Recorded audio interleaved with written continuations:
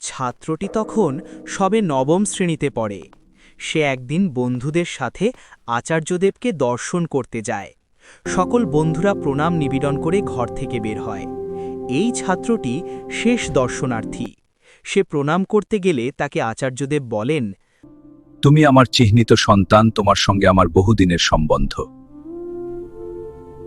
একদিন ঘুরতে ঘুরতে দুই সাধুর সাথে সেই ছেলেটি এসে পৌঁছাল ভারত সেবাশ্রম সংঘের গয়া শাখায়।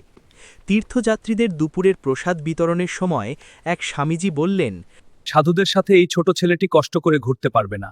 এ যদি আমাদের আশ্রমে থাকে তবে ওর পক্ষে ভালো হবে। একদিন আচার্যদেব আশ্রমে এলেন। ছেলেটি গিয়ে প্রণাম করল।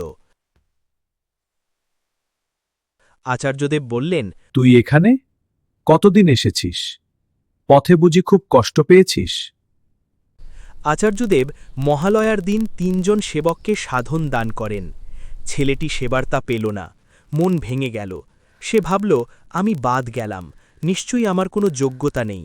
মন এতটাই অস্থির চঞ্চল হল যে রাত্রিতে অন্ধকারের মধ্যে নির্ণীয়মান বাড়ির ছাদে উঠে গেল ছেলেটি।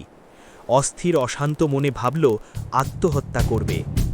এমন সময় হঠাৎ ওই অন্ধকারের মধ্যে থেকে স্বয়ং আচার্যদেব এসে তার হাত ধরলেন। সস্নেহে বললেন, এত চঞ্চলতা, এত অভিমান থাকলে কি চলে? যাও, বিশ্রাম করগে, সময় সব ঠিক হয়ে যাবে। ছেলেটি লজ্জা পেয়ে সঙ্গে সঙ্গে নিচে নেমে এলো, কিন্তু আচার্যদেবের আর কোনো সাড়া পেল না। আচার্যদেবের ঘরে গিয়ে দেখল তিনি নিজের জায়গাতেই ঘুমিয়ে আছেন। ছেলেটি বুঝল আচার্যদেব তাকে কৃপা করেছেন।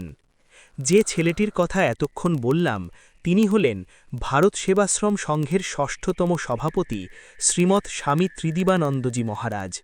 যেখানে মানুষের পথ শেষ, সেখানেই গুরু কৃপা শুরু।